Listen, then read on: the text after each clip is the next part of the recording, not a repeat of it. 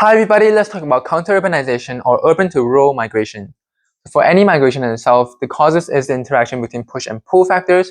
For urban to rural migration, there are push factors from urban areas and pull factors from rural areas. Number one is traffic congestion. So as urban settlements grow so large, there's more cars and people around, there is going to be more traffic congestion. If you look at Atlanta in Georgia, there's a lot of traffic, and that leads to a lot of loss in time when you're just sitting in traffic. And people don't want that. They want to get to places quickly. So to avoid traffic congestion, they move to rural areas. Number two, crime in London. As you can see, there's more asset attacks, there's more knife crimes. So with urban settlements, there's an increase in crime generally. And therefore, to avoid those crimes, you move away from urban areas to rural areas, which is perceived to be much more safer. Number three, there are rural improvements. So previous distinctions between rural and urban settlements have kind of broken down, especially in more developed countries, where the rural services, the infrastructure is is really similar to urban areas. So there is not much of a difference if you move. It's just a smaller settlement. Number four, there is technology improvements. So the utilization of internet, so you can work from anywhere if you want. So there's nomadic lifestyles. You can work from rural areas. You don't have to be in the urban settlements to work office jobs anymore.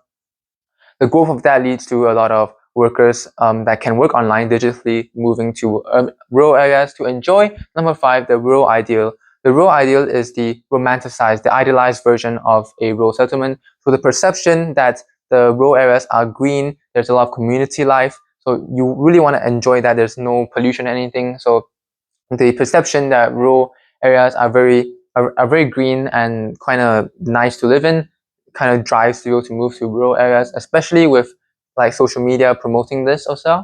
Number six, there's transportation. So the development of transport links, maybe light buses from urban areas to rural areas, maybe the development of train lines. Those can encourage migration because it's much more easier to move to the rural area at first, and then if you want, you can commute to the urban area, and transportation allows for that. Number seven is the cost of living in urban settlements. As you can see, housing prices have risen so much. There's a lot of inflation. So there is a perception, and it is generally true, that because there's less competition for land in rural areas, the cost of living there is lower, and therefore, to avoid the high cost of living in urban settlements, you move to rural settlements. There's also number eight, regional restructuring, which is the moving of businesses, industrial parks away from the cities.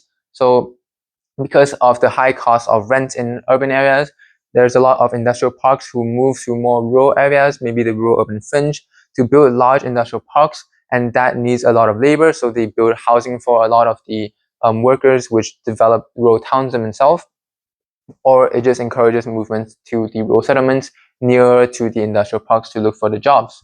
So these eight things, a lot of the times it is the perception that there is there. So for maybe crime, there is a perception that there is less crime in rural settlements, but in reality, there is no police force in rural settlements, which may destroy their idealized version of rural community. So a lot of the times it is the perception. So now let's move on to the impacts. For the impacts on the source, so on urban settlements due to counter-urbanization, there is less traffic because you have less cars. Although if there is a lot more commuting by car, it might not have too significant of a change. There is less pollution.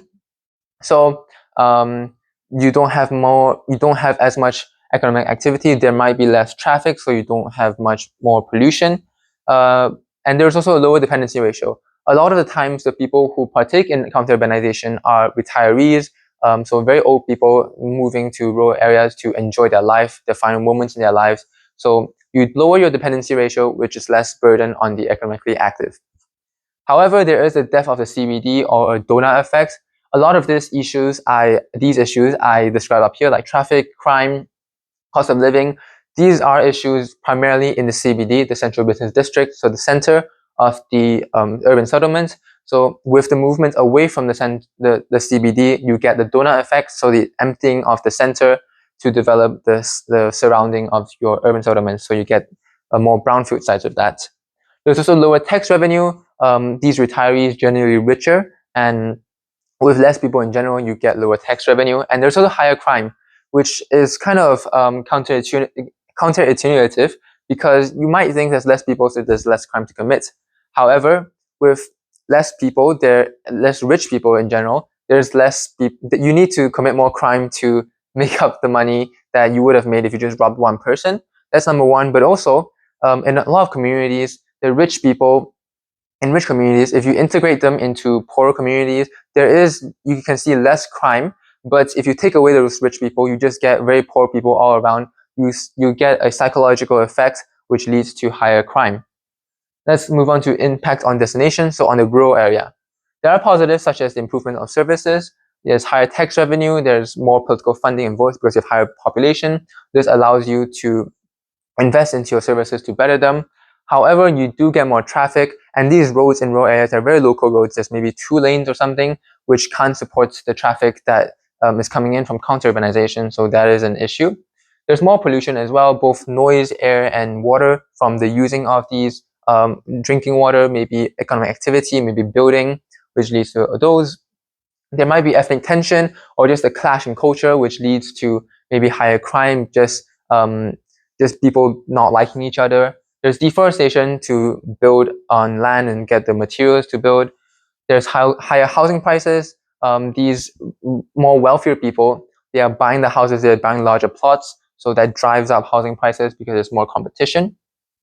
There's also pressure on services. These rural services, although they have improved, they're still not suitable for a large population. They're suitable for around the population beforehand, but with the influx of a lot of old people, a lot of new urbanites, this leads to pressure on them, which might drive up the cost for the locals as well.